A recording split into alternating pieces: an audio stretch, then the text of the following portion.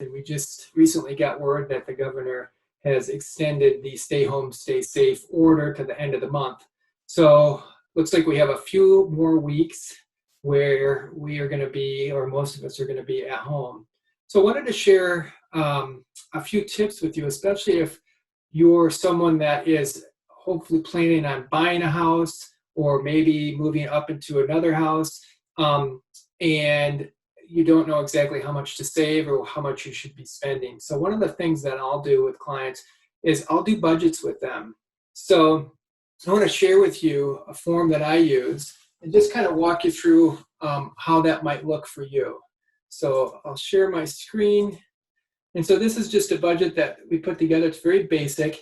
And so if you've ever done financing or been pre-approved, you might know that when we calculate someone's debt to income ratio, we look at how much the person grosses, so the gross income, and then we just look at secured and unsecured debt. Secured debt would be things like auto loans, boat loans, things like that. Unsecured would be like credit cards. So we just look at those three items to figure out debt to income ratio.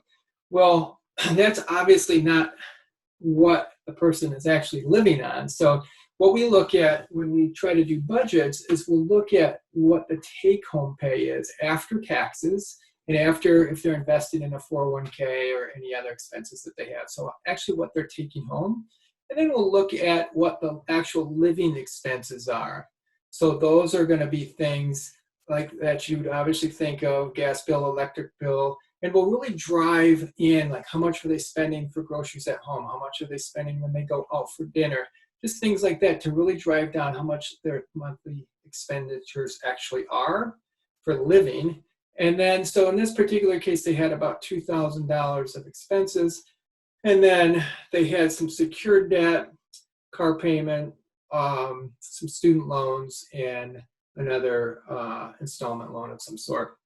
And then a couple little credit cards that they have monthly payments on. So in this case, we were trying to figure out how much of a house payment this client should be able to afford.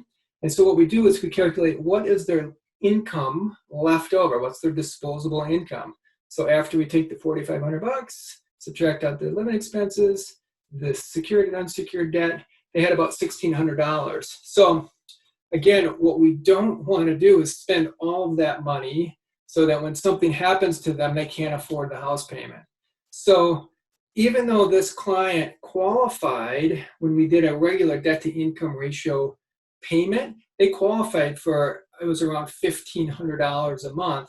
They probably should not be spending that amount of money. So what we like to do is try to figure out maybe a more reasonable, comfortable number might be about maybe $1,000 to $1,200, somewhere in there, so that they do have some cushion money, and so they can save if they don't have their 6 months in reserves or 6 months of rainy day fund. So that's kind of how what we look at, not only what they qualify for, and not only what they're comfortable with, but what should they actually be doing based on what the actual numbers show.